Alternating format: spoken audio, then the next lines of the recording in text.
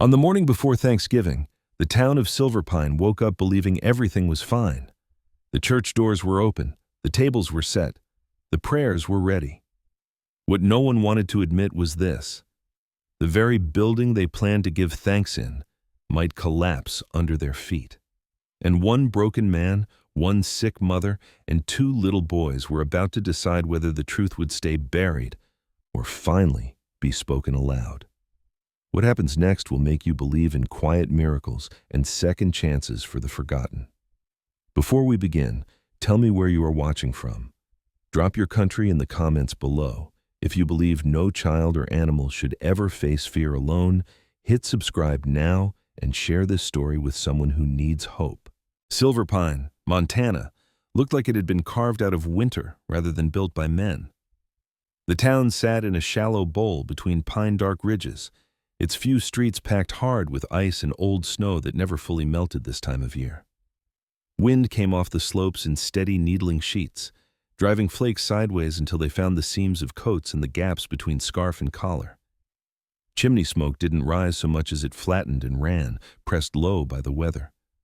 Even the sound of the place, the creak of a signboard, the ring of a doorbell, a wagon wheel groaning through slush, felt dampened and hurried, as if everything in Silver Pine was trying to finish before the cold noticed it. Thanksgiving was 3 days away. The town made a modest effort to show it. A hand-painted board outside the church read, "Thanksgiving Service, Community Meal," the word community underlined twice. In the general store window, someone had taped up a paper turkey that curled at the edges from condensation. A butcher's chalkboard listed turkey, limited like a warning rather than an invitation. Small gestures, practical and restrained, the way a poor town tried to remember it had once been cheerful. Caleb Rowan walked through that thin attempt at warmth without slowing. He moved at a steady pace, head down, shoulders set against the wind. He was in his early 40s, tall and rangy, built more from endurance than strength now. His coat, dark wool, mended at the elbow, hung looser than it should have, and his boots were the kind that had been resoled enough times to outlive their original shape. A trimmed beard covered his jaw, the hair along his chin and temples threaded with premature gray. A narrow scar cut through his right eyebrow, pale against weathered skin. His eyes were the color of river stones in winter, steady and tired, giving away little. If he'd ever been handsome, it had been the blunt kind. Sharp cheekbones, a strong nose, a face that looked made for hard decisions. Grief had not softened him. It had made him economical. He carried a small satchel across his shoulder.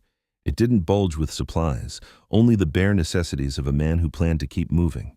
A tin cup, a rolled blanket, a few cartridges, a folding knife.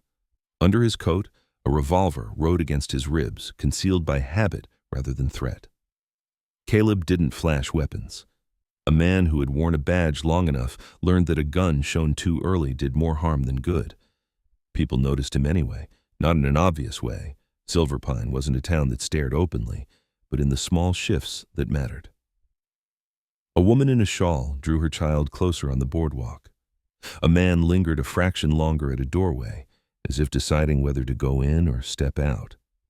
A curtain moved and fell back into place. Caleb's presence didn't belong to their patterns, and in a town tightened by winter, anything unfamiliar was treated like a nail on the floor.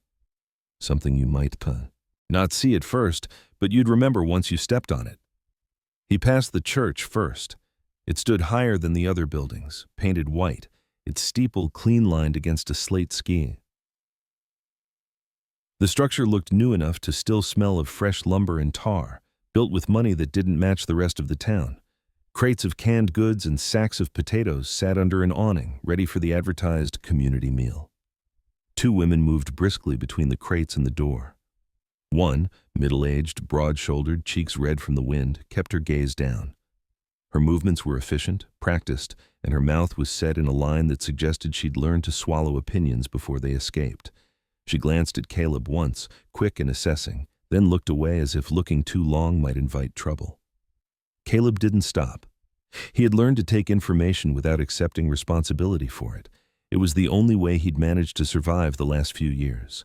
4 years earlier, he had not been a man passing through towns like smoke. He had been a U.S. Marshal. The badge had sat on his chest with a kind of purpose, and people had stepped aside when he entered a room. He'd been careful with strangers, firm with criminals, and quietly patient with children, though he pretended otherwise. His wife had been the one who teased that patience out into the open. Her name had been Sarah. She was tall and slim, with auburn hair that she pinned up when she worked and let down when she wanted to feel unguarded. Her skin freckled easily in summer, and in winter it went pale and translucent around her cheekbones. She had a habit of pressing her hand to Caleb's shoulder when she walked past him, a brief touch that always felt like a promise.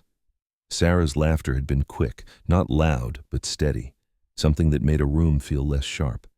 She could talk to anyone without making them feel handled. She made small homes feel large. Their son, Thomas, had been 6 when he died. He had Caleb's gray eyes and Sarah's mouth, black hair that refused to stay combed, and a way of asking questions that made adults look over their shoulders as if the truth might be hiding nearby. On Thanksgivings, Thomas had taken the ritual seriously. Sarah would set the table with whatever they had, cornbread, beans, a chicken if luck allowed, and Thomas would announce what he was thankful for like he was reading a proclamation. Caleb had pretended to be annoyed, and Sarah would have looked at him over the rim of a cup with that expression that said, "You love this. Stop acting like you don't." Then there had been the fire. Caleb rarely spoke of it, and even in his own mind he avoided the details because they came in fragments that cut too cleanly.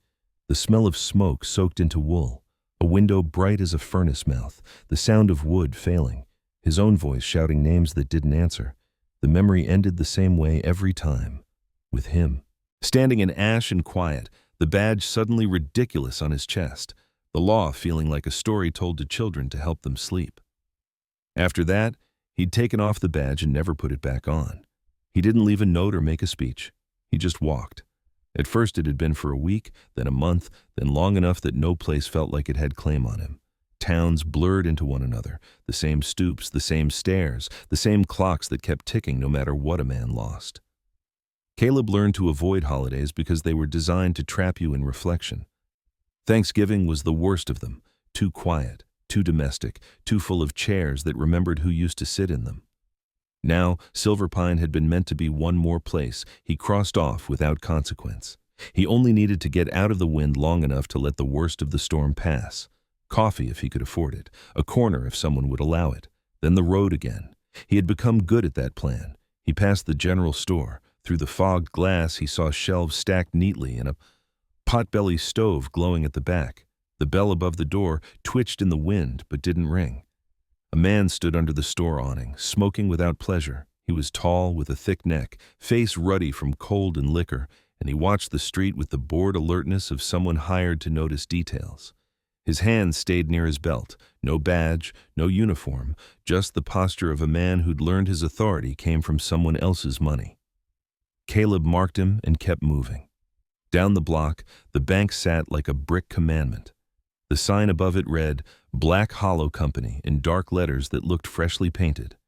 Men came and went from the door with a sense of belonging the rest of the town didn't seem to have. The building's windows were clear, not frosted over like the others, and that small difference told Caleb more than any conversation could. Power insulated itself.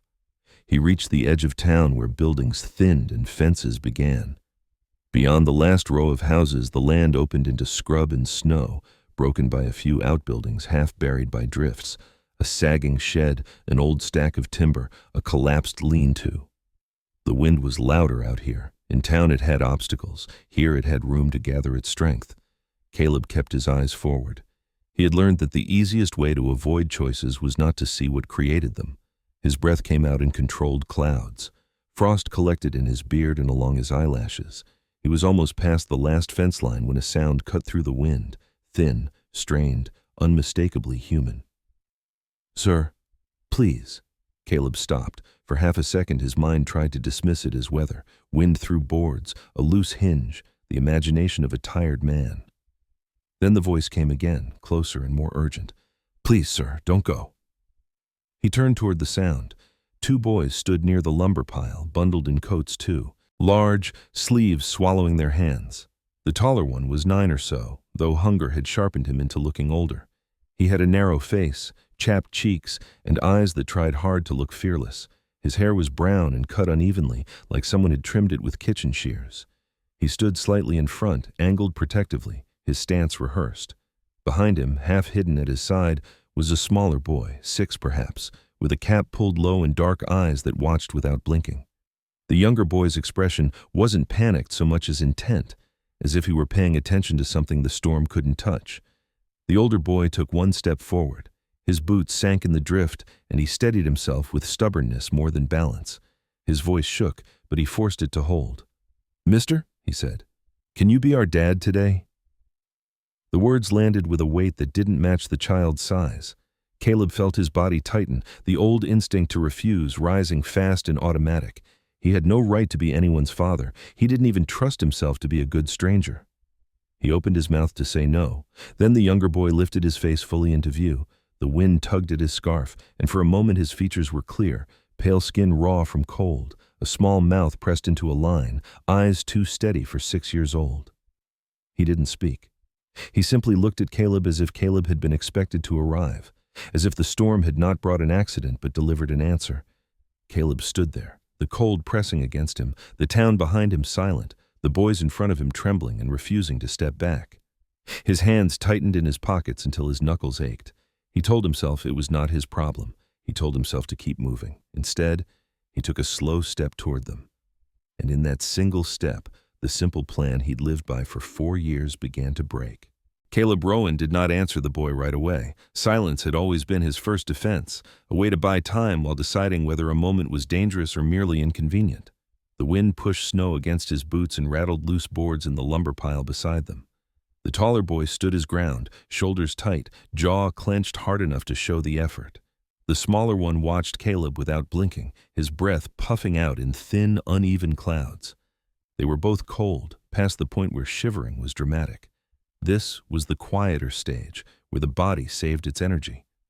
"My name's Ethan," the older boy said after a moment, as if he understood silence well enough to fill it when needed. His voice cracked on the first syllable but steadied by the end. "This is my brother, Noah." Noah gave a small nod, his chin barely lifting. He was slighter than Ethan, narrow through the shoulders, wrapped in a coat that had once belonged to someone much larger. The sleeves were rolled twice and still swallowed his hands. His dark hair curled at the edges of his cap, damp with melted snow. There was dirt ground into the knees of his trousers, the kind that came from kneeling on cold floors or frozen ground, not from play. His eyes were dark brown, almost black, and far too observant. They followed Caleb's face carefully, not with hope exactly, but with a quiet assessment, like a child who had learned to read weather before stepping outside. Caleb exhaled slowly. "Where's your father?" he asked. He kept his tone neutral, not gentle enough to promise anything, not harsh enough to scare them. Ethan swallowed. "He's dead," he said. He didn't lower his eyes. He'd already done the work of saying it enough times that the words came out clean. "Been dead almost a year." "And your mother?" Caleb asked. "She's sick," Ethan answered. "Real sick." Noah shifted closer to his brother, the side of his coat brushing Ethan's arm. He spoke then, his voice soft but certain. "She told us to wait." Caleb felt the familiar tightening in his chest, the warning ache that came when a story was heading somewhere he didn't want to follow.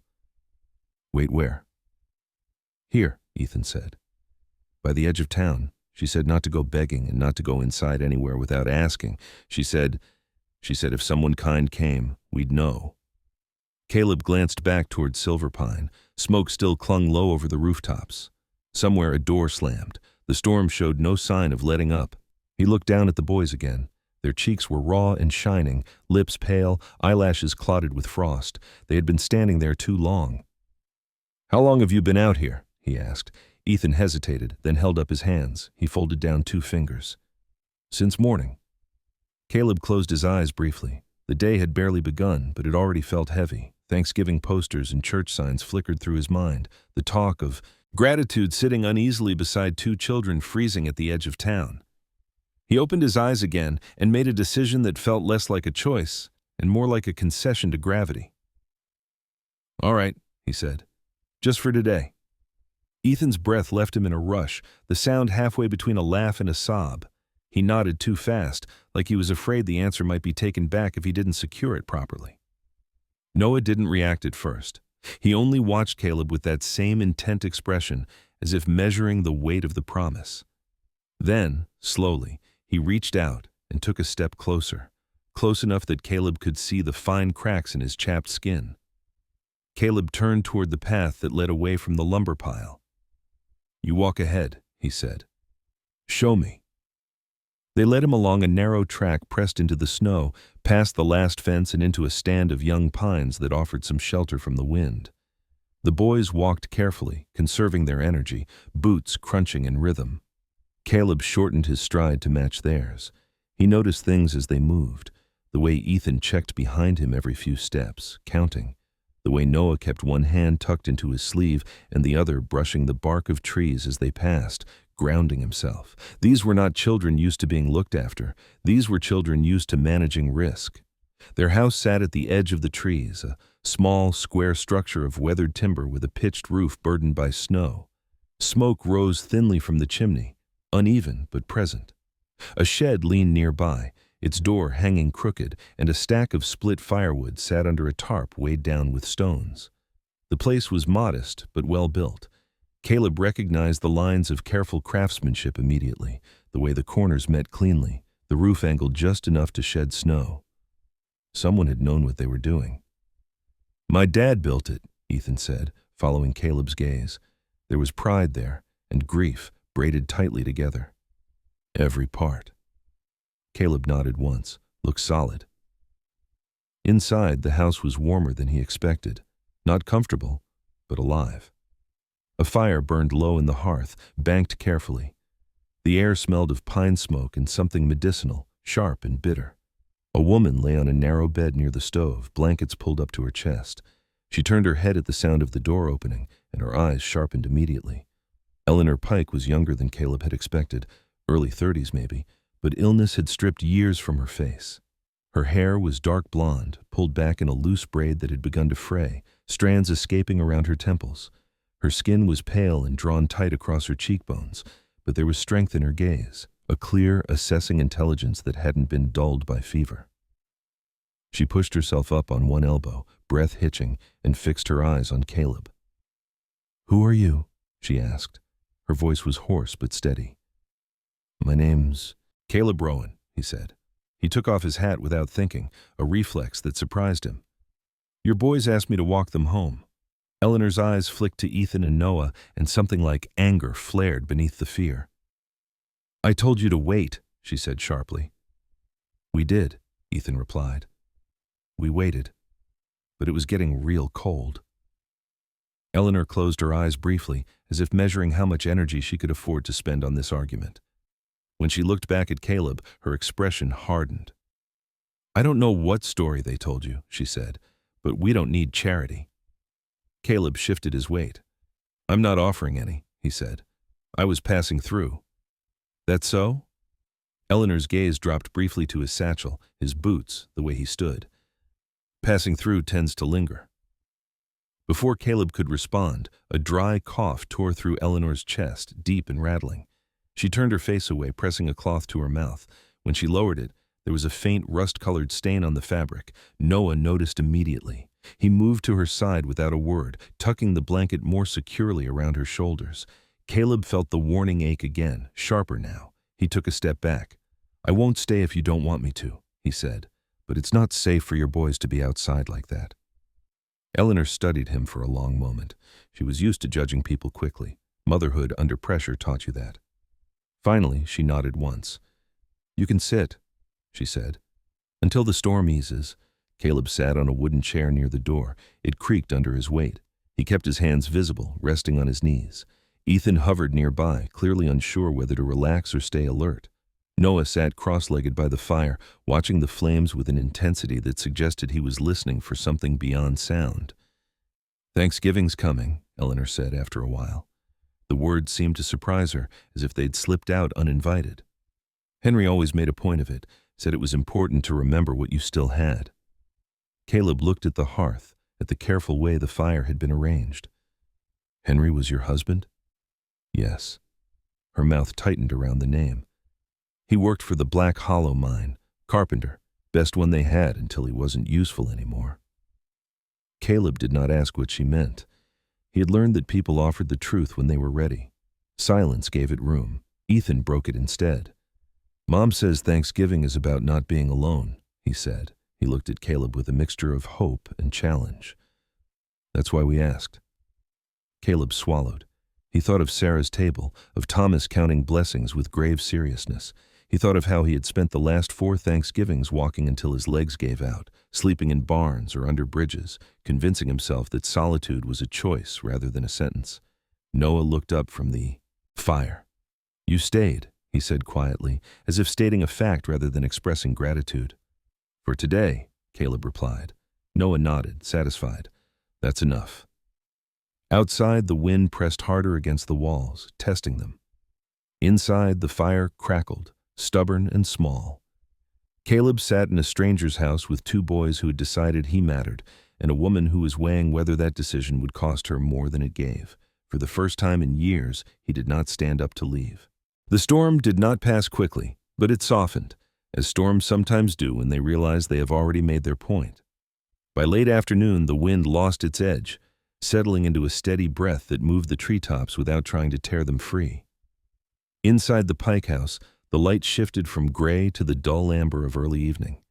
Caleb noticed these changes the way a man who had spent years outdoors always did, not consciously, but with the quiet awareness that came from relying on weather for survival. Eleanor slept in fits. The fever loosened its grip for minutes at a time, then returned with a dry insistence that left her skin hot and her breathing shallow. When she slept, her face relaxed enough to show what illness had been stealing from her. A woman with fine features, a straight nose, and a stubborn line to her mouth that suggested she had not been raised to ask for help. Her hands were calloused, palms rough from work she had taken on herself since her husband died. Every so often she stirred, murmuring Henry's name, then fell silent again. Ethan took it upon himself to be useful. He brought water from a metal bucket near the door, careful not to spill. He fed small pieces of firewood into the hearth, copying the way his father had done it, spacing the logs so the flame would last. He watched Caleb with cautious attention, ready to intervene if this stranger did anything that felt wrong. There was a tension in him that had nothing to do with the cold, a vigilance learned young and practiced daily. Noah stayed near the fire, his small body folded inward, eyes tracking shadows on the wall. He did not fidget. He did not ask questions. When he moved, it was deliberate, as if he were listening for instructions that hadn't yet been spoken. Caleb had known children like that before, children who had learned early that silence could be a kind of safety. Caleb remained where he was, near the door. He didn't make himself comfortable. Comfort had a way of inviting permanence, and permanence was dangerous. Still, he found his attention drifting to the details of the house, the smoothness of the doorframe where hands had worn it down over years, the careful joinery of the shelves, the table built solid enough to survive generations. Whoever Henry Pike had been, he had built with the expectation that his work would last. Caleb felt a dull ache at that thought. Men who built like that believed in a future. "Did you know my dad?" Ethan asked suddenly. Caleb looked up. "No." Ethan nodded, as if that confirmed something he already suspected. "He didn't talk much to strangers either," he said, "but he fixed things for them anyway." Caleb didn't answer. He wasn't sure whether Ethan was offering information or issuing a warning. As evening settled, the sound of hooves cut through the quiet. Caleb's head came up immediately. He rose without hurry and moved to the window, careful not to silhouette himself against the glass. Outside, a single rider approached along the tree line, a lantern swinging from the saddle horn. The horse was a compact bay, winter-coated and patient, steam lifting from its nostrils. The rider sat straight-backed despite the cold, reins held with an economy that suggested long familiarity. The knock came moments later, firm but not aggressive. Eleanor stirred at the sound, her eyes opened, sharp even through fever. "Who is it?" she asked. "I'll see," Caleb said. He waited a beat, then opened the door. The man on the porch was in his late 50s, lean and weathered, with a gray mustache trimmed close and eyes the pale blue of old ice. His coat was a lawman's coat, heavy and worn smooth at the cuffs. A star-shaped badge caught the lantern light at his chest. His hat brim was dusted with snow, and his face held the guarded patience of someone accustomed to being disliked. "Evening," the man said. "Name's Walter Kincaid, sheriff." Caleb inclined his head. "Evening." Kincaid's gaze flicked past him into the house, taking in Ethan, Noah, and the bed near the fire. His jaw tightened almost imperceptibly. "Heard there was a stranger in town," he said. "Figured I'd check." Eleanor pushed herself upright, ignoring the way her breath stuttered. "You always check this late?" she asked. Kincaid met her eyes. There was history there, shared disappointment, unspoken arguments. "Evenings when trouble usually settles in," he said. Caleb studied him. Kincaid was not a young man chasing authority. He looked like someone who had been worn down by it. There were lines around his eyes that came from squinting into distance, and his hands were scarred, knuckles thickened by old breaks. This was a man who had likely tried once to do his job properly and paid for it in ways that never made the papers. "I'm passing through," Caleb said. "So I hear," Kincaid replied. "Problem is, folks who pass through don't usually end up at the Pike place." He paused. "Black Hollow's been asking questions." Eleanor's fingers tightened in the blanket. "About what?" "About who's been coming and going," Kincaid said. "About whether Henry left anything behind." The room went very still. Ethan's shoulders stiffened. Noah lifted his head, eyes fixed on the sheriff with an intensity that bordered on accusation. "He didn't," Eleanor said. "Henry left us, that's all." Kincaid looked at her for a long moment, then sighed. "I won't keep you," he said finally, "but I'd advise caution." His eyes returned to Caleb. "This town's not kind to men who stir things up." Caleb nodded once. "I'm not here to stir anything." Kincaid didn't smile. "That's what most men say." He turned back toward his horse, lantern swinging gently. "Storm's easing. Roads will be passable by morning." "I know," Caleb said. The sheriff paused, glancing back. "For what?" "It's worth," he added quietly. "Henry Pike was a good man." Then he mounted and rode away, the lantern glow bobbing until the trees swallowed it. Inside, the fire popped sharply, breaking the tension. Eleanor exhaled slowly. "He's not wrong," she said. "This town doesn't forgive curiosity." Caleb returned to his chair. "Black Hollow," he said. "They run the mine." "They run most things," Eleanor replied. "Bank?" "Store credit, half the church repairs." She closed her eyes briefly. "Henry found something he shouldn't have. I don't know all of it. He didn't tell me. Just said if anything happened, I was to keep the boys quiet and keep the house." Ethan looked between them. "Dad said the house remembers," he said. "He said, if you listen, it tells you where things are." Caleb's attention sharpened. "What things?" Ethan hesitated. Noah answered instead. "The floor," he said. "It's not the same everywhere." Caleb followed the boy's gaze to the hearth. The stones around it were darkened with age, fitted tightly. But just beyond them, one plank in the floor sat a fraction higher than the rest. It was the kind of thing a carpenter would notice immediately and hide deliberately. Eleanor's eyes widened. "Noah." "It's okay," Noah said calmly. "Dad said someday someone would need it." Caleb rose slowly and knelt by the hearth. He pressed on the plank. It shifted with a soft, telling sound. Beneath it was a shallow cavity lined with oiled cloth. Inside lay a leather-bound notebook and a bundle of folded papers tied with twine. Eleanor stared as if she were seeing a ghost. "Henry never—" "He didn't want you scared," Ethan said quietly. Caleb lifted the notebook carefully. The leather was worn smooth by handling, the edges darkened by sweat and time. Inside, the handwriting was neat and precise, the work of a man who respected order. Diagrams of beams and supports filled the margins, along with numbers and notes that spoke of measurements altered, materials swapped, corners cut. "This isn't just carpentry," Caleb said. "No," Eleanor whispered. "It's proof." They sat in silence as the fire burned low, the house holding its breath around them. Outside, the storm finally loosened its grip. Inside, something heavier settled in its place. The knowledge that staying, even for one day, had already changed the shape of things. Caleb closed the notebook and placed it back where it belonged. "We'll leave it hidden," he said. "For now." Eleanor nodded. "Thanksgiving," she said softly. "Henry always said truth should be shared at a table." Caleb thought of the church sign, the community meal, the chairs waiting to be filled. He looked at Ethan and Noah, their faces lit by firelight, and felt the quiet certainty settle in his chest. "For today," he said again. And for the first time, the words felt less like a limit and more like a beginning. Morning came to the Pike house slowly, as if the sun itself needed time to decide whether Silverpine was worth the effort.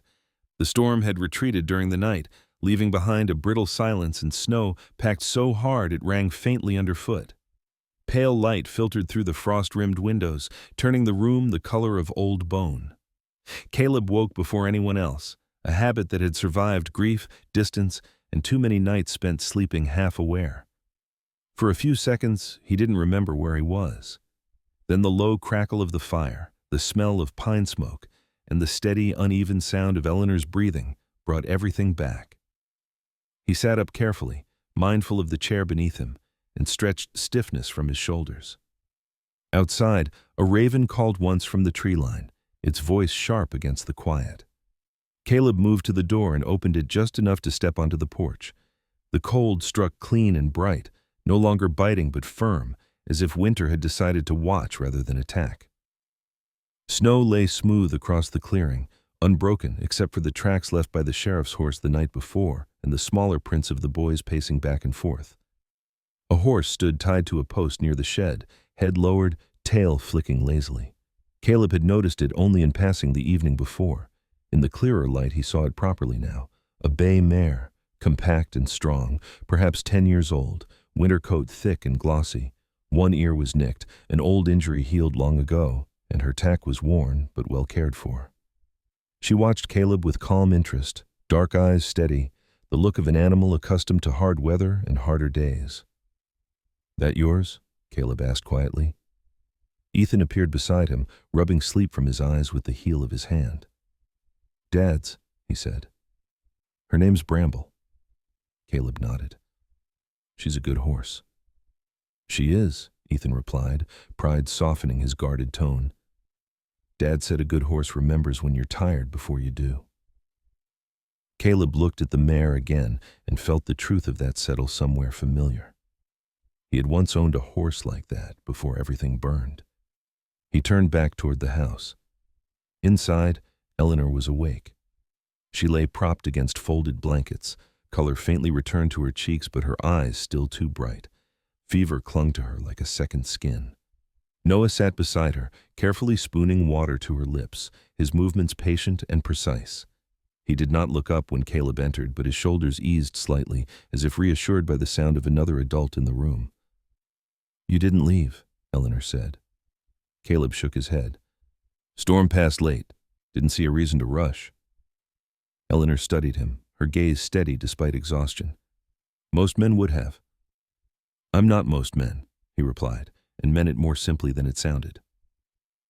Ethan moved to the table, setting out the last of the bread and a small jar of preserved apples. Breakfast was sparse but orderly.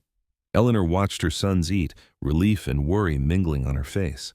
When they were finished, she motioned Caleb closer. "The things Henry left," she said quietly. "I don't know what to do with them." Caleb sat across from her. "He left them for a reason." "Yes," she said. "But reasons don't keep boys fed or roofs standing." Her voice tightened. "Black Hollow already took most of what we had. If they find out I'm holding proof, they won't," Caleb said. He didn't say how he knew. Certainty was often enough. "Not yet." Outside, the sound of boots crunching over snow carried through the thin walls. Ethan stiffened. Noah's spoon paused midair. Caleb rose, moving toward the door without haste. He opened it to find a man standing just beyond the porch rail, stamping snow from his feet. The man was tall and narrow, with a stooped posture that came from years bent over ledgers rather than labor. He wore a wool coat buttoned tight and wire-rimmed spectacles that fogged slightly as he breathed. His beard was sparse and uneven, more neglected than grown, and his eyes darted constantly, as if he expected to be overheard even by trees. "Morning," the man said, voice thin but polite. I'm Amos Laird. Caleb waited. I work at the bank, Laird continued, glancing past Caleb toward the house. Bookkeeper. I was told Mrs. Pike was ill. She is, Caleb replied. Laird nodded, swallowing. Black Hollow sent me to check accounts, he said. Just routine. Caleb stepped fully onto the porch, closing the door behind him. This isn't the bank. Laird's gaze flicked toward the trees, then back. No, he agreed. But debt has a way of traveling. He hesitated. Mr. Hale doesn't like uncertainty. Caleb smiled faintly, without warmth. Then he's in the wrong line of work. Laird's shoulders sagged a fraction. I don't like this any more than you do, he said quietly. But there are papers coming, notices. If Mrs. Pike can't settle by Thanksgiving. She won't, Caleb said. Laird blinked. Won't? No. The bookkeeper looked at him for a long moment, as if trying to place a face he'd seen somewhere else. Then he sighed. I'll say I didn't find her, he said. For now. He adjusted his glasses. But this town has ears, be careful. With that, he turned and walked back the way he'd come, boots leaving a narrow line of prints that quickly softened under drifting snow. Caleb watched until the man disappeared. Inside, Eleanor had heard enough. They're closing in, she said. Yes, Caleb replied, and they'll keep doing it. Eleanor closed her eyes briefly. Henry said Thanksgiving was a deadline, she murmured, that after that things would change one way or another. Caleb thought of the church sign, the community meal. The town gathered in one place, pretending at gratitude. Sometimes deadlines work both ways, he said. As the morning wore on, Caleb set about small repairs. He fixed the loose hinge on the shed door, reinforced a weak step on the porch, and showed Ethan how to reset the latch so it wouldn't stick. The work was practical, grounding. His hands remembered the language of tools easily. Noah followed him, silent but attentive, handing him nails when asked, watching the way Caleb's hands moved. By noon, the sun had climbed enough to soften the air. Eleanor slept again, more deeply this time. Ethan stood at the window, watching the road. You really staying? He asked. Caleb joined him. For today, he said. Ethan nodded, but his eyes stayed fixed on the distance. That's what people say when they're scared to promise. Caleb considered that. That might be true, he said. But staying today still counts. Noah looked up from the floor where he'd been sketching lines in the dust. Dad said the hardest part isn't leaving, he said. It's deciding not to. Caleb felt the weight of those words settle in him. Outside, Bramble lifted her head and snorted softly, as if in agreement. Somewhere beyond the trees, Silverpine waited, its church bells silent, its ledgers balancing fear against truth. Caleb Rowan stood in the Pike house, tools in his hands, children at his side, a sick woman sleeping nearby, and understood something he had avoided for 4 years. Staying was not passive. It was a choice that carried consequences, and those consequences were already beginning to knock. He set his tools down and looked at the boys. We'll need to be ready, he said. For what? Ethan asked. For Thanksgiving, Caleb replied. And this time, the word didn't feel like an escape. The day slipped toward evening with the quiet tension of a held breath. Clouds gathered again over the ridges, not with the violence of the previous storm, but with a slow, deliberate weight, the kind that promised snow by nightfall. Inside the Pike house, the fire burned steady and low. Caleb had learned long ago that flames, like people, did better when they weren't forced. Eleanor woke near mid-afternoon, the fever receding enough to leave her clear-eyed and exhausted rather than delirious. She insisted on sitting up, wrapped in a shawl Henry had made from an old army blanket, the stitching still visible where he had reinforced the seams. Her hands trembled when she lifted the cup Caleb offered her, but she drank without complaint. They won't wait until Thanksgiving, she said quietly, as if finishing a thought she'd been carrying all day. Black Hollow never does. Caleb leaned against the table, arms folded. No, he agreed. They test first. Ethan sat on the floor near the hearth, sharpening a pencil with a small knife. The blade was dull, and the work required patience more than force. Noah knelt beside him, watching the curl of wood fall away. Both boys listened without appearing to. They had learned that adult conversations often decided things long before anyone asked their opinion. A sound drifted in from outside, Hooves again, but more than one set this time. Caleb straightened, his attention narrowing. He moved to the window and parted the curtain just enough to see. Two riders approached along the tree line, their horses picking careful paths through the packed snow. They rode close together, not talking. Men who traveled that way were not out for company. "Inside," Caleb said softly. "Both of you." Ethan hesitated. No, it didn't. He rose immediately and moved to Eleanor's side, placing himself between her and the door. Ethan followed, jaw tight but obedient. The knock came moments later, louder than the sheriff's had been, less polite. Caleb opened the door. The man closest to him was tall and broad, shoulders hunched slightly as if braced for resistance. His beard was thick and dark, untrimmed, with snow clinging to it in uneven patches. A scar pulled one side of his mouth downward, giving his expression a permanent sneer. His eyes were small and sharp, the eyes of someone who enjoyed leverage. The second man stood half a step behind him, younger, narrower, with a blonde mustache just beginning to fill in. He kept his hands visible, resting on his belt, but his gaze flicked constantly, assessing angles and exits. "Afternoon?" the larger man said. His voice was rough, worn by shouting over machinery. "Name's Cole Barrett." Caleb waited. "I work security for Black Hollow," Barrett continued. "This here's Will Dawson." He jerked his head back toward the younger man, who nodded once, unsmiling. "We're here on business." Caleb met Barrett's gaze evenly. "You won't find him Tennessee. It here." Barrett's grin widened, showing uneven teeth. "Find what? Whatever you think you're looking for." Barrett laughed, a short bark of sound that held no humor. "That's not how this goes," he said. "We ask questions, you answer them. Mrs. Pike signs what she's supposed to sign, and everyone eats Thanksgiving dinner without trouble." Behind Caleb, Eleanor shifted. "I'm not signing anything," she called out. Barrett leaned closer, lowering his voice. "You should talk sense into her," he said to Caleb. "Men who involve themselves tend to regret it." Caleb's expression didn't change. "You're done here." For a moment it looked like Barrett might enjoy pushing further. His jaw worked, eyes narrowing as he weighed options. Then his gaze slid past Caleb, catching sight of Ethan and Noah standing rigid near the hearth. Something flickered. Calculation, perhaps annoyance. "Kids," Barrett said lightly. "Cold out there. You boys ought to be inside." "They are," Caleb said. Barrett straightened. "We'll be back," he said. "Before supper next time." He turned away, signaling Dawson with a tilt of his head. As they walked back toward their horses, Barrett added over his shoulder, "Town doesn't like surprises." Caleb watched until the riders disappeared into the trees. Only then did he close the door. Eleanor exhaled shakily. "That was Cole Barrett," she said. "Henry warned me about him. He used to work the lower shafts, got injured when a support failed, lost 2 fingers. After that, he started doing Hale's dirty work." Caleb nodded. Men like Barrett always had a story like that, an injury that turned disappointment into loyalty for the wrong reasons. Ethan spoke before Caleb could respond. "They're going to come back," he said. "Yes," Caleb replied.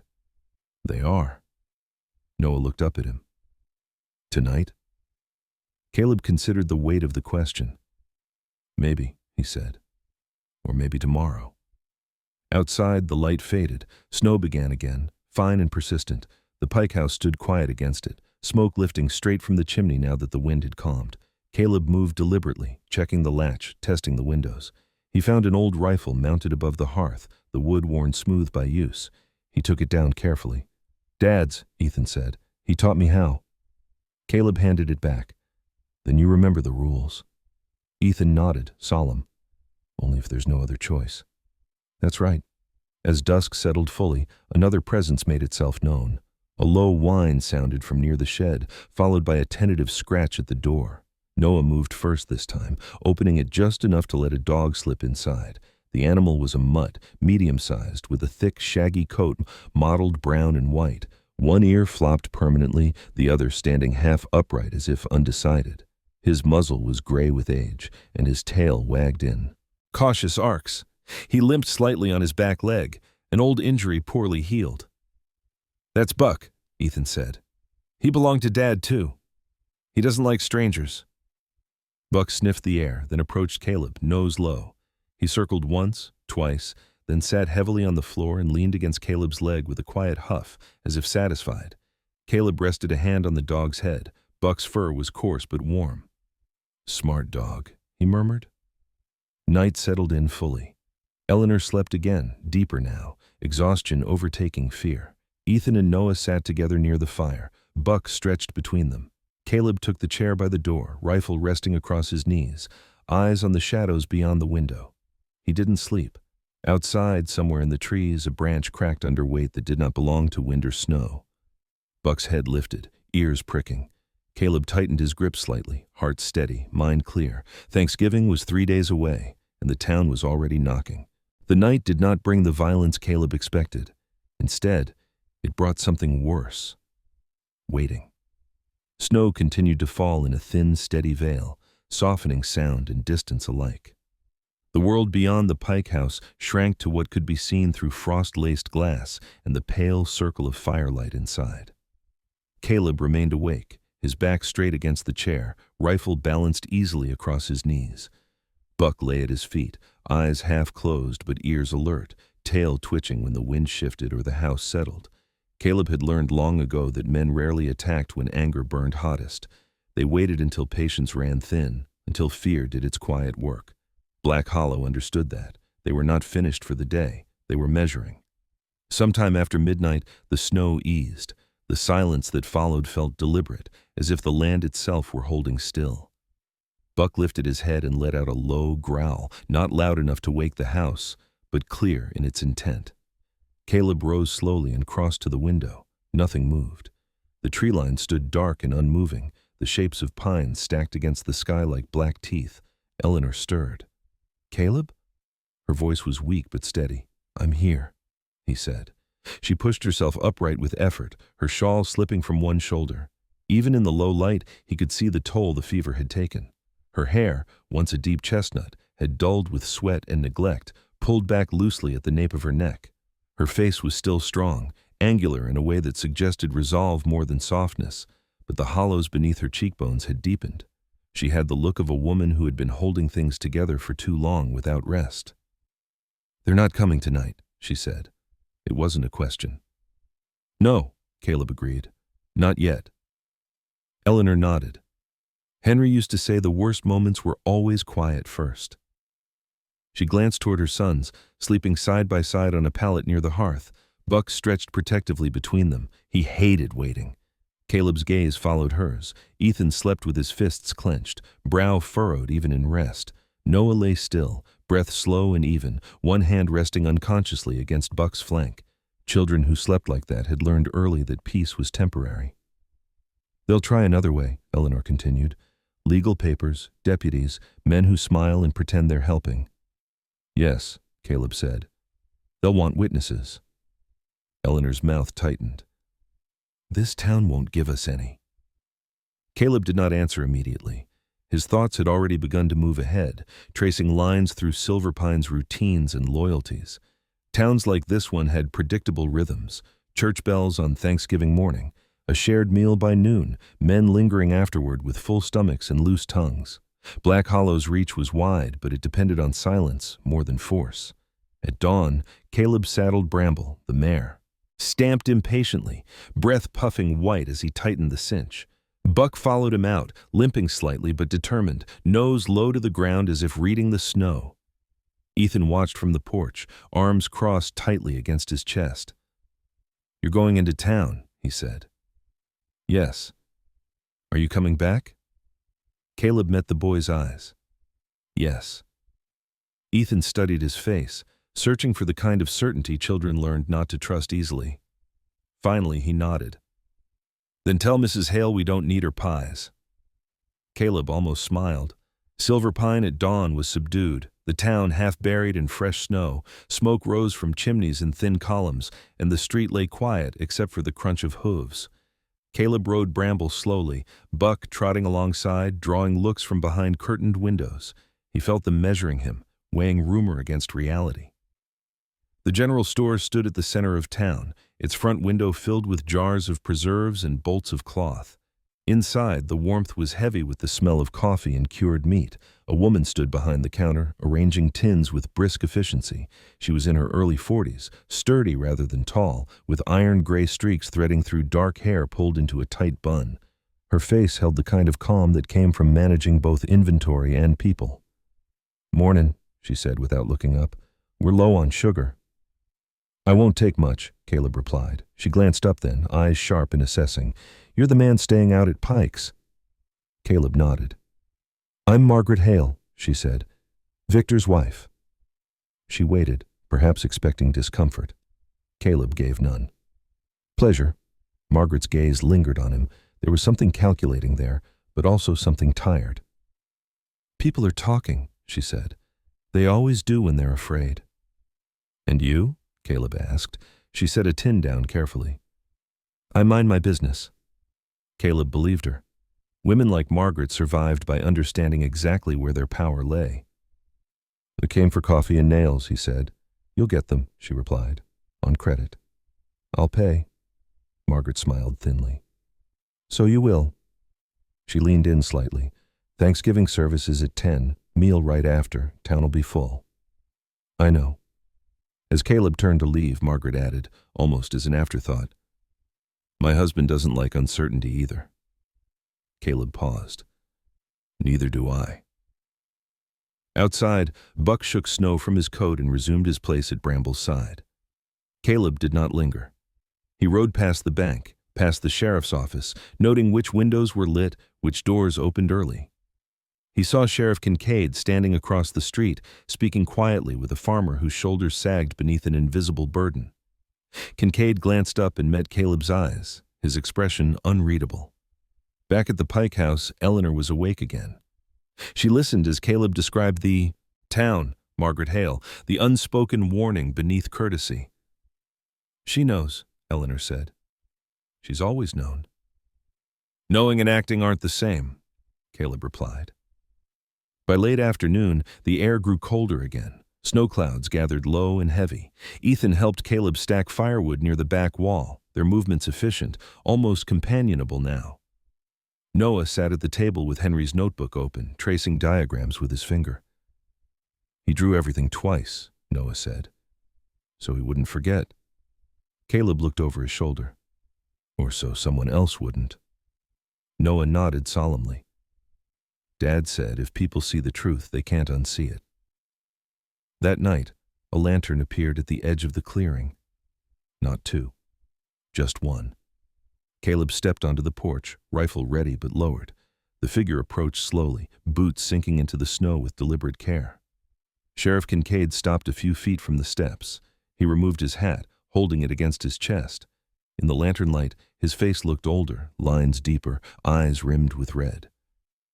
"I shouldn't be here," he said. "No," Caleb agreed.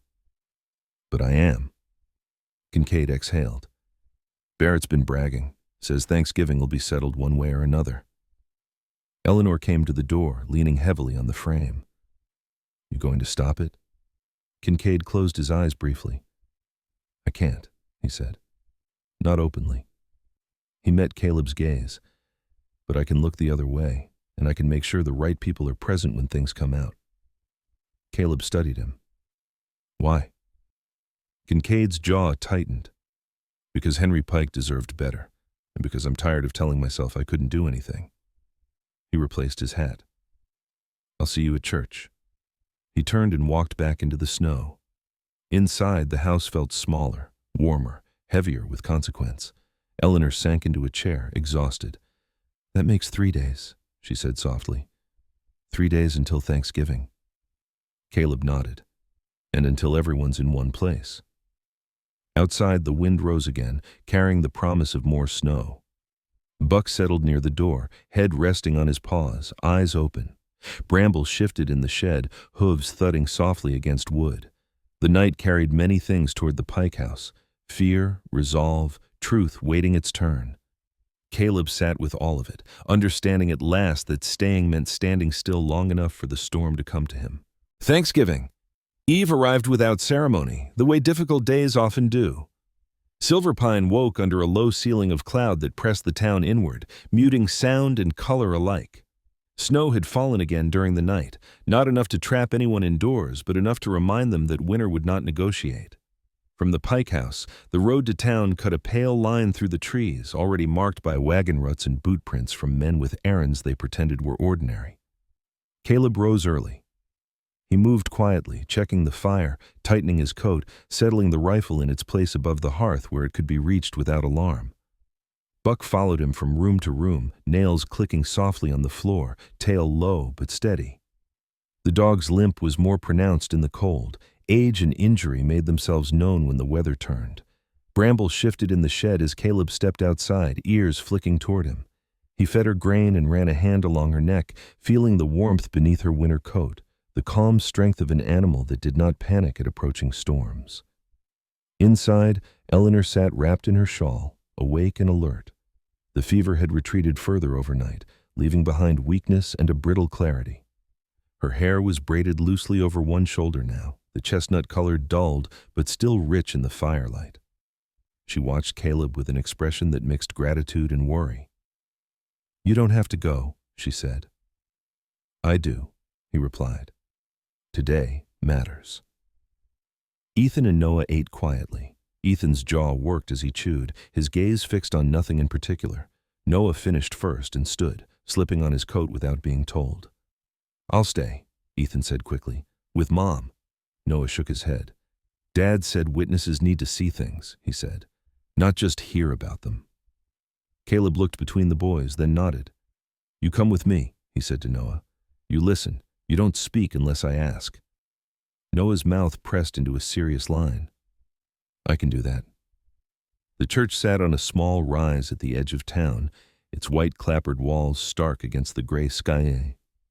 Henry Pike had built its frame. Caleb could see the hand of a careful craftsman in the way the beams aligned, even through paint and years. The bell did not ring yet. People gathered in clusters outside, boots crunching, voices low. Thanksgiving Eve always brought a meeting. Last-minute arrangements for the meal, prayers for the miners still underground, reminders about gratitude spoken with an urgency that bordered on demand. Reverend Thomas Bell stood near the door, greeting parishioners with measured warmth. He was a tall man in his early 40s, narrow-shouldered, hair thinning at the crown, his beard trimmed close and neat. There was a softness to his eyes that suggested compassion, but also a carefulness that came from learning when to speak and when to wait. His wife, Anna, stood beside him, small and pale, hands folded, offering smiles that did not quite reach her eyes. Caleb felt the looks turn toward him as he approached with Noah at his side and Buck limping faithfully behind. Murmurs followed, recognition, rumor knitting itself into certainty. Reverend Bell hesitated, then stepped forward. "Mr. Rowan," he said. "You're welcome." Caleb inclined his head. "Reverend." Bell's gaze dropped to Noah. "And this must be one of Henry's boys." "Yes," Caleb said. "Noah." Bell nodded, something tightening in his expression. "Henry was a good man," he said. "We miss him." Noah looked up at the church door, then back at Bell. "Dad said buildings tell the truth," he said quietly. "If you know how to look." Bell's mouth opened slightly, then closed. "They do," he agreed after a moment. Inside, the church smelled of cold wood and old hymnals. Long tables had been set along the side walls, covered with cloths awaiting food that would arrive tomorrow. Candles flickered along the aisle. People took their seats, coats folded over laps, faces expectant and wary. Caleb chose a place near the aisle, close enough to stand without spectacle. Noah sat beside him, hands folded, eyes forward. Buck lay at their feet, chin resting on his paws. The meeting began with prayer, voices rising together, then falling. Announcements followed. Who would bring bread? Who would bring pies? Who would say grace? The rhythm was familiar, comforting in its predictability. Then Reverend Bell cleared his throat. "There is another matter," he said, "before we adjourn." A ripple moved through the pews. Victor Hale stood near the back, his presence commanding attention without effort.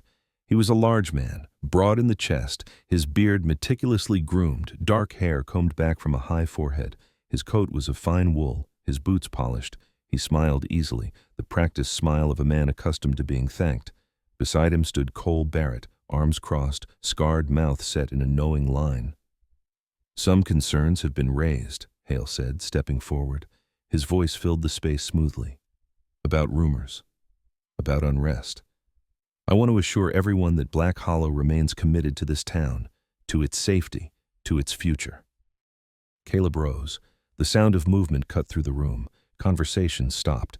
Hale's smile tightened, but he did not step back. "This isn't the time," Hale said. "It is," Caleb replied. He did not raise his voice. He didn't need to. "Tomorrow is Thanksgiving. You said yourself that gratitude matters. So does truth." Hale's eyes flicked to Reverend Bell, then back. "You're stirring fear." "No," Caleb said. "I'm ending it." He reached into his coat and withdrew Henry Pike's notebook. He held it up, not high, just enough to be seen. A murmur swept the room. "That book belongs to a dead man," Hale said sharply. "It belongs to this town," Caleb replied. "Henry Pike built this church. He documented what was used to build it. He documented what was replaced with cheaper materials. He documented who signed off." Reverend Bell stepped forward, color draining from his face. "Is this true?" he asked, his voice barely steady. Caleb opened the notebook to a marked page and handed it to Bell. "Page 42, he said. "Beam thickness, mortar composition." Bell read. His hands trembled. He turned the page, then another. Silence spread, heavy and complete. Margaret Hale stood abruptly from her seat. She moved to her husband's side, eyes scanning the room, then the notebook. For a brief moment, something like fear crossed her face. "This is a lie," Hale said. "A forgery." A woman rose from the front pew. She was small, wrapped in a worn black coat, her hair pulled back severely. Her face was lined deeply, grief etched into every crease. "My husband died in shaft 3, she said. "Support failed. You said it was an accident." Another man stood. "My brother," he said. "Same shaft." Reverend Bell closed the notebook and looked at Hale. "If this is accurate," he said slowly, "this building is unsafe." Hale's composure cracked. "You don't understand." I understand enough," Bell interrupted, "and so will everyone else." Sheriff Kincaid appeared at the door, his presence steadying and unmistakable. He did not speak. He did not need to. Caleb looked around the room, meeting faces. Fearful, angry, relieved. "Tomorrow," he said, "we were meant to gather and say what we're thankful for. Before that, you deserve to know what you've been standing on." Noah stood beside him then, small but unyielding. "Dad said if people see the truth," he said clearly, "they can't unsee it." The room breathed as one. Outside, the clouds lowered further. Snow began again, soft and relentless. Inside the church, the truth had found its place, and nothing, not even Thanksgiving, would move it again. Thanksgiving morning came clear and cold, the kind of Montana morning that felt scrubbed clean by night snow and silence. Silverpine woke cautiously, as if unsure whether the truth revealed the evening before would still be there when daylight arrived. It was. Smoke rose from chimneys in steadier columns now. Doors opened. People stepped outside and looked at one another longer than usual, measuring not fear this time, but resolve. At the Pike house, the day began with work. Caleb split wood while Buck watched from a sunny patch near the door, tail thumping softly whenever chips flew too close. The dog looked older in daylight, his muzzle more gray than brown, his limp more pronounced. But there was a steadiness to him, a settled acceptance that came from having chosen his people and deciding that was enough. Bramble stamped in the shed, eager for grain, her breath fogging the air as Caleb brushed frost from her mane.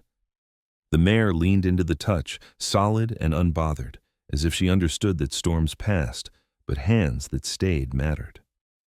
Inside, Eleanor stood at the table for the first time in days. She moved slowly, carefully, but she was on her feet. Her face still bore the pallor of illness, but her eyes were clear. She wore a simple dress and Henry's old sweater over it, sleeves pushed back to reveal hands still unsteady but determined. Ethan hovered close, ready to catch her if she swayed. Noah set plates with deliberate precision, counting silently, lips moving as he worked. "We'll walk," Eleanor said when Caleb suggested the wagon. "I want to feel the ground." The church bell rang at 10, not with its usual confident swing, but with a measured, deliberate cadence. People gathered in the open space beside the church instead of inside it. Tables had been moved outdoors, closer to the light, away from beams now suspected and doubted. Food arrived in baskets and tins: roasted turkey, potatoes, bread still warm from ovens, pies wrapped in cloth. There was less abundance than in years past, but more hands helping to arrange it. Reverend Bell stood at the edge of the gathering, his posture straighter than it had been the night before. The carefulness was still there, but it had shifted. He looked like a man who had decided that caution no longer served its purpose. Annabelle stood beside him, one hand resting lightly at his back, offering quiet strength. Sheriff Kincaid arrived alone, his badge catching the sunlight. He spoke briefly with several townsmen, farmers, a mill worker, the widow in black from the front pew. No one raised their voice. Decisions seemed to be making themselves. Victor Hale didn't come. Margaret Hale did. She stood apart at first, her coat buttoned tightly, her face pale and composed. When she saw Eleanor approach with the boys, she stepped forward. "Mrs. Pike," she said. Her voice was steady, but her eyes flicked to the ground briefly before lifting again. "I wanted to say, I didn't know. Not all of it." Eleanor studied her, then nodded once. "Knowing comes when it comes," she replied. "What matters is what you do after." Margaret inhaled slowly. "I brought bread," she said, "and I've closed the store today. People can wait." Eleanor accepted the basket. "Thank you." The meal began without ceremony. People served one another, passed plates, asked after children and crops and weather. Conversations overlapped, tentative at first, then easier. Laughter surfaced, surprising and brief, like birdsong after a storm. Caleb stood near the edge, content to watch. He had learned that some moments were best witnessed rather than claimed. Noah joined him, slipping his small hand into Caleb's coat pocket without looking up. Buck lay nearby, head on his paws, eyes half closed in the sun. Reverend Bell cleared his throat.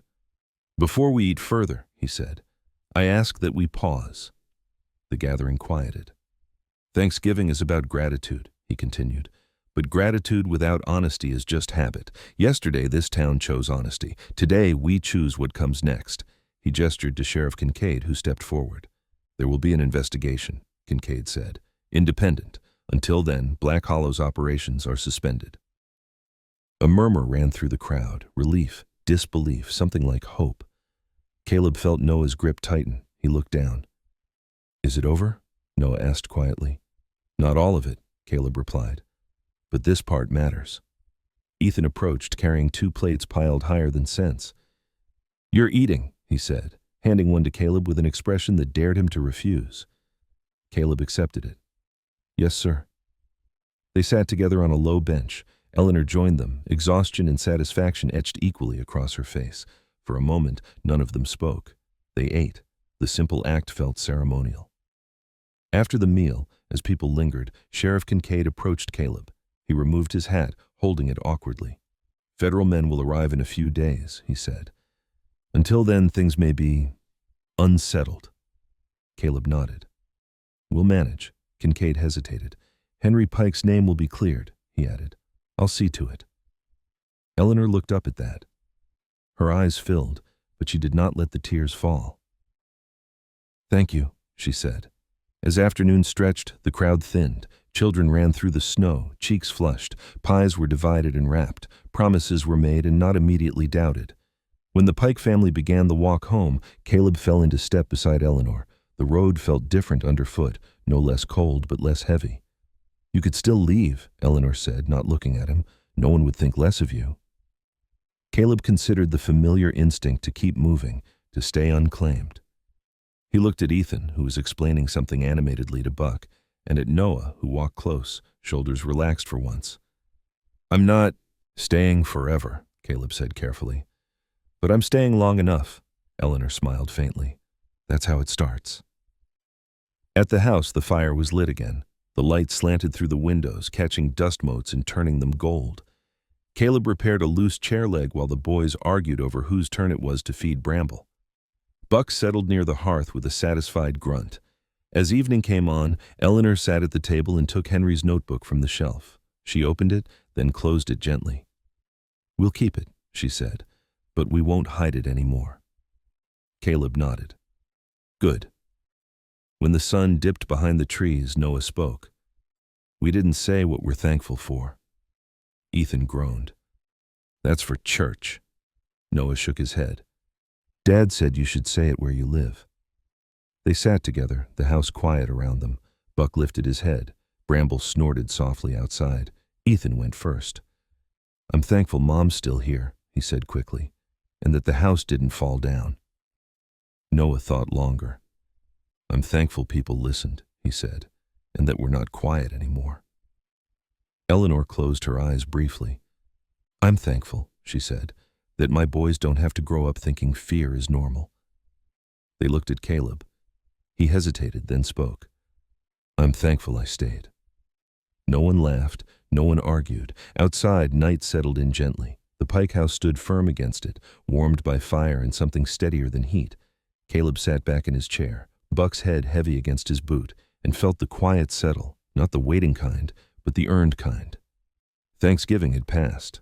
What remained was work and truth, and the simple, stubborn act of being there when it mattered. And for now, that was enough.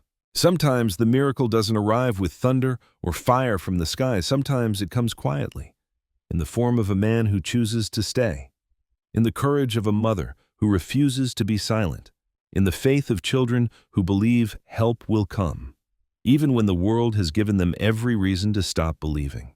The Bible tells us that God often works through ordinary people, in ordinary moments, doing extraordinary good. Not everyone who answers a prayer knows they were sent. Not every miracle looks like one. In our daily lives, we may not face storms like Silverpine, but we all know what it feels like to be afraid, to feel forgotten, to wonder if anyone sees our struggle. And maybe, just maybe, God is calling us to be someone else's quiet miracle, to show up, to listen, to stay. If this story touched your heart, share it with someone who needs hope today. Leave a comment below and tell us where you're watching from, your city, your country, your corner of the world. And if you believe no child, no soul, no living being should ever face fear alone, please subscribe to the channel and walk with us on this journey. May God bless you and your family. May He watch over you, give you strength in hard seasons, and remind you, you are never truly alone. Thank you for being here.